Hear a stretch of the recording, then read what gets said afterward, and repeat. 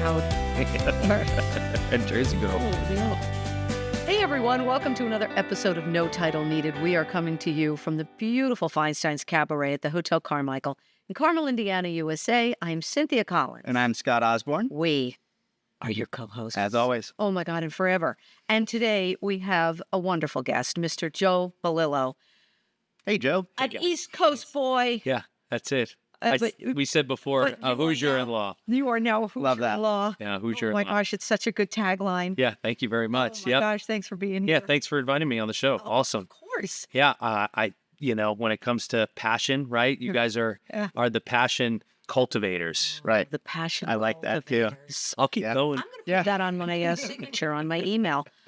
Passion cultivator. Keeps it on the site. Yeah. Damn. Okay, so enough of this jocularity. Great. Good word. Oh my God, we're gonna keep going. This is great. So Joe, give us your skinny. Sure. You're from Connecticut, New York. You've been living here for probably quite some time. Decade at this point, yeah. Okay, and you were a newscaster. Yeah. So go from there. You don't do that anymore. No, Of this no. Infamous Indy Tours. Yeah. We're going to get to that. Tours. But lead up to that. Yeah, sure. You know what I mean? Broadcast journalism was something that kind of was thrust upon me, kind of given to me from God. You know, he said, go do this because you have a gift of gab. And I have pretty good hair too. Like I was able, so I feel like. I actually was going to say that. Thank you very much. Very nice. Yeah. And when your passion is given and you kind of go for it. So I started my career in 2011. I was a TV reporter for 10 years, made it to Indianapolis, met my wife, and was on Wish TV for about 4. Great. And then I stopped being a journalist. And then I kind of went into sales and marketing. And that's what I do currently today. But in between, and as we all kind of we find something else that kind of catches our eye other than money. And for me, it was true crime. And really in 2018, true crime was hitting pretty new, right? It was a new kind of thing. There were very few podcasts. There were a few things that you could go and watch. Dateline was still pretty big, but I started looking into Indianapolis true crime, right? Not being from here, kind of learning about the history. All of a sudden, I started pulling in all these stories and all these people and all these characters, and I realized, holy there's a lot here, like more so than I could ever believe. So it kicked me off into the Infamous Indy podcast. Taking the journalism route, I really wanted to keep my journalism bug going. So I made sure that the podcast focused on people other than me. Look, as much as I know about a story, I'll never know what somebody else knows about their own story. So I made it a point to interview people closely connected to the crime. I'm talking criminals, police officers, authors, investigators, anybody who I could get my hands or get in front of to get a microphone between us. How did you do that, Joe? I just call them. I was a reporter. Sometimes I track them on Facebook, whatever. And I would just send them a message and say, hey, to this day, I have not taken a dime from my podcast. I think that it is a journalistic thing for me. It's a point of pride that this is something I can go and tell people's stories, and it's really important. So the podcast did pretty well. I kind of closed it out in 2021, kind of stopped doing it. Life gets in the way. When you do something for free, it's really hard to keep going. Right. And then fast forward to last summer, I put the second project out of the Infamous Indy podcast brand, which is called Digging Up Dillinger, where we're trying to prove that John Dillinger wasn't killed at the Biograph Theater in 1934. John Dillinger, public enemy number 1. FBI was crazy about him. He had a 14-month 14-month robbing spree, never killed anybody. No, we can prove that too. Although it's been lost to history. Sometimes people assume that he was a killer, but I work with the nephew, a retired FBI agent, retired Secret Service, and then myself, and we kind of collectively go together in this journey. And what we're doing is we're just trying to prove to our audience, you guys make the decision, not us. So this is the Digging Up Dillinger podcast. It's another great name, though. Digging Up Dillinger. Thanks. Yeah. So We're literally trying to dig them up. Like I'm trying to plan to be there. They tried in 2018 because I know everybody listening right now is probably saying, they did that, and you're right, they did, and we were there in 2018, and they went to court. But before we can get our argument in front of the judge, Crown Hill Cemetery put the kibosh on it. So we weren't able to get any further. We'd like to try to create some sort of fervor around it to get people to help us. It's been a lot harder than expected. So you're saying that what you were saying, because we were talking before we got on air here, that they had a double Yeah. in front of them. Yeah, one of the working theories is that somebody was killed that either John knew ahead of time because the friend that turned him in told him, "Hey, the FBI is going to try to kill you this night. And then he had somebody else stand in for him. They either, faked his death, which I think would be a lot harder to do. But either way, he got away. And one of the most interesting pieces of evidence we have is that somebody in 1959 and 1963 sent a picture of himself, a selfie of himself, to 4 places: Little Bohemia, where he escaped from, Dillinger and his gang escaped from, his sister, John Dillinger's sister, the Johnny Carson Show, and the Indianapolis Star. 2 times, 4 letters over a 4-year period claiming to be John Dillinger. And we take that picture and we do some evidence calculating. It's hard because when he was gunned down or not gunned down, there's no DNA. Yeah, right. That's non-existent. You know where there is DNA? Crown Hill Cemetery. Yeah. So there's 3 options. He's either in there and it's him. Fine. Cool. 90-year mystery solved. He's either in there and it's not him, or there's nobody in there, which there are reports that possibly the FBI, because he was interned after, he was dug up and then put back in with concrete around him. The father was John Dillinger Sr. was really worried that grave robbers were going to come, as we all would be. I'm sure. And then where's his money too? There's 2 mysteries. That's what you're saying. Where's the dough? So, and we actually found a map. I didn't find it, but my team found the map of 1934 Shell road map with indelible pencil, one they'll let you lick. And we tested the DNA, and it's as close as you can get to John Dillinger's DNA without it being the maternal side of the DNA, because DNA needs to be done maternally. Wow. Anyway. Cool. That is so some cool. heavy research. Yeah, heavy research, heavy pod. So that's the podcast now, Digging Up Dillinger. Yep, that's the one that's Right? out Perfect. recently. Yep. Okay. And Infamous Indy's coming too. We're going to get more episodes coming out soon. then- Yeah. Okay. Yep. But you have, yes, well, here it is, because you're walking billboard. Yeah. Now, My car, if you see me driving around, I have a big Crime Tours logo on my car as well. I have to. Good promotion. Yeah.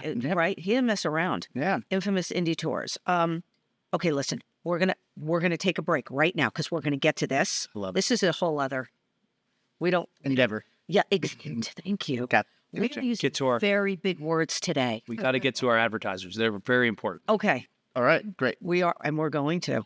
Oh my God, Joe Melillo.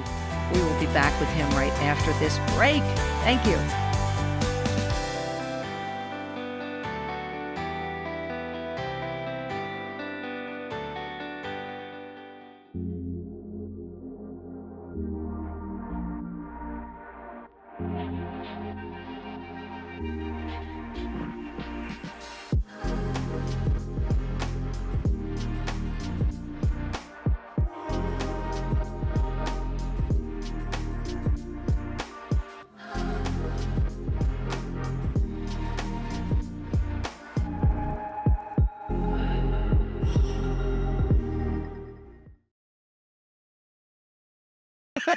We're doing great. This is fun. Hey everyone, welcome back to No Title Needed with our guest Joe Melillo.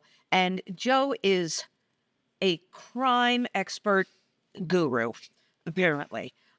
Because we were just talking before the break, we're talking about digging up Dillinger and you and the retired FBI, retired Secret Service. Who else? There's 4 of you. And John Dillinger's nephew, Mike Dillinger's Thompson. nephew. And great nephew, Travis Thompson. Yeah, those 2. You guys, So the 5 you guys know it. You know the info. And you're digging into Digging it. them up. Digging into it. Yeah. But that's interesting. I find interest in those kinds of things. Yeah. History, because I'm Mystery too. Yeah. Yeah, it really is. Yeah. Yeah. But you now, because we're talking about your infamous Indy Tours. Yeah. This is the next kind of venture for you. Yeah, it's Right? a real challenge. It's something that I felt like the city needed. Okay. Listen, there are major cities around the country that have crime tours, but I don't think can hold a candle to what Indianapolis has in terms of quality crime. It's a weird thing to say. funny? I promise. You would It's think not. that. It's not. But by any means, I mean, Herb Baumeister, obviously more recently. More documentaries keep coming out. There's Jim Jones, the Reverend Jim Jones from 1978. I mean, I can just go West Side. Forget he's from here. I know. Speedway Bomber. You could do your Burger Chef murders. John Dillinger, right? Yeah. So I always talk about the big three, which is John Dillinger, Jim Jones, and Herb Baumeister. Those are the big three on the tours I try to talk about. But Indy, in terms of high quality, interesting true crime stories, there is no comparison. I think we would rival any city. And so I saw an avenue and a market that I think that our market deserves something like this. I'm really passionate about it. Yeah. When you come on a tour, it's a bus tour. It's BYOB. We pick up and drop off at Iria's, and I got a screen. I'm going to help tell the story with audio, video elements, and then we're going to go to those places around the city. So for someone visiting, right, which we're always trying to tell a good story about our city, I'm not saying that we're telling these negative things, but it is important from a historical standpoint, because every place we go, I follow back up with the positives that come out of it, because crime, although is really negative, there has to be some good. Right. There has to be some good that comes out of it as humanity, as a society. What do we learn? And almost every story I do that, and I try to draw it back to it. In addition to us having a really good time, people who are really interested in these stories, sometimes they know stuff that I don't even know. And I'm like, geez. So I add it in. So every time I do it, I kind of get a little bit more. Right. And so you have this bus. Oh, this is fantastic. So you have this bus. Everybody is happy. Yeah. Yeah. BYOB. Yeah. Sometimes. Yeah. Most of the time. Yeah. You know, I mean, it can be a little serious too. I mean, we get pretty dark. Do you get off the bus? Yeah. Go to the like you're driving. Yep. You get to the location, but does everyone get off the bus? We have the ability to get off the bus if I'm being pulled, like, it's very small. It's when I say bus, it's really a Sprinter van. It's a 12-person, 14-passenger Sprinter van. Even better. So tiny. In the industry of tours and crime tours specifically, there's a big miss that everybody's still fighting, and it's that experience. You get on the bus, you're behind 30 other people, you have one person with a microphone with maybe a small screen, and you're trying to listen and look out a window past the sweaty guy next to you. And it's not really the most enjoyable experience, at least from my perspective. So what I'm trying to do is change the tour company industry, tour business industry, by making it smaller, more impactful, and a lot more less like a lecture and more like a conversation. And then also an ability to get out and have a really good time and touch and feel these things. Because we talk about passion, for me, history's passion has always been the moment I've been in a location and been able to touch it. That's right.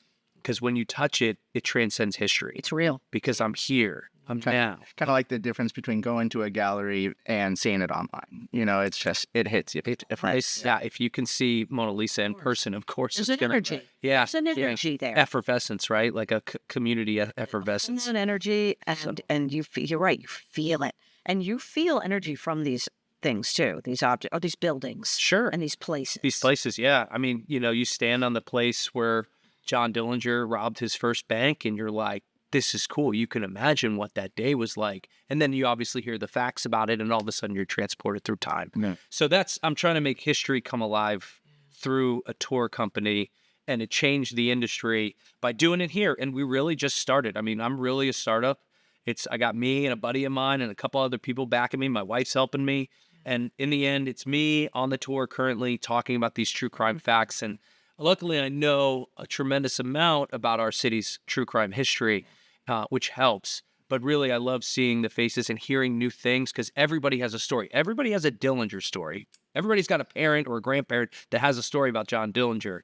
But really, I would love to be able to make this Indianapolis more unbelievably on the map with these kinds of stories, because it's true. And what you're doing is, because you talk about the small van, which is so much better. I mean, because it's almost like what the cruise line started to do. Yes. Not the big cruise line. Yes, because they still have the big, huge ships. They do, yeah. But they still have the big cruise ships. But now, it's more new. But they started the boutique river cruises. Yes. And the smaller ships where there's maybe 100 people. Yes. Or something. But a ship that's small. Well, more intimate. It's intimate. It's personal, and you get more out of it. Yes. And it's not like the rat race, like you're sitting next to the sweaty guy. Sure. And for those who are really interested into the true crime and want to go on a deeper tour than the hour and a half, I have an express tour that picks up and drop off at Iria's. But then we have one that's called the Prime Crime Tour, where Dillinger's nephews are invited. And you have an opportunity to sit with them as we go to these locations, or these other people who are connected to these crimes. I'm offering them the opportunity to come talk about this, right? And a portion of our proceeds go to finding Herb's victims and identifying those victims. So my plan is to give a portion of the ticket sales directly to the identification of the bodies left on Fox Hollow Farm. Yeah. There's 3 currently that will be identified over the next couple of years. They just don't have the money to do it. So in terms of like profiting off other people's pain, I'm trying my best to avoid that. Look, history is history. We can talk about it, but there is a current crime that needs to be solved, and one of those is Herb's case. So, those victims deserve closure and their peace, families and their deserve family. that. Yeah, Their families deserve it. Yeah. It's horrible. yeah, The not knowing, the not being able to and it's the most actually recent. bury something. Exactly. Exactly. You don't. They have 10,000 bone fragments currently in their possession in Hamilton County, and they're trying to get those, and they can only do 25 a quarter, and that's 100 a year. You do the math; it's going to take about 100 years. One body is 2 years at least. Yeah. Do you how many locations do you go to now? Sure. So one tour is about 10, but really I have like 35 to 40 stories I could tell at any moment.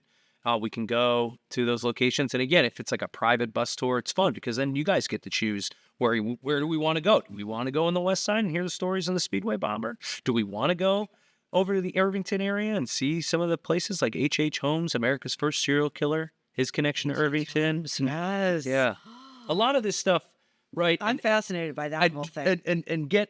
Listen, I love ghost storytellers. I like people who are interested in it, but I try to stay away from ghosts. I'm a very journalistic, factual-based person. Like, again, touching history. Yeah, you're talking about real people. Yeah, You're not yeah. talking about There may be ghosts. the beyond. We might see a ghost, but I call myself paranormally challenged. I don't ever hear. I never see them. I put myself in some of the most haunted places in Indiana, and nothing has ever happened to me. They don't like you. I hope so. Clearly. This guy obviously doesn't believe in us. Clearly, right. Don't bother. We have other people to haunt.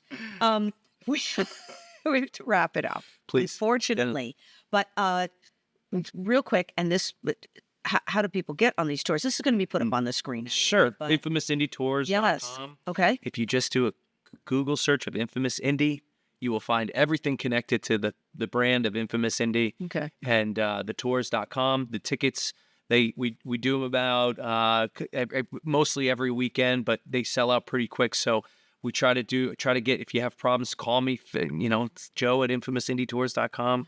I'm a pretty small boutique, right? Like the whole goal is to get the people that are really interested in this personal. stuff. Yeah, we're gonna have fun. I love Yep. I like that you get to pick your route too.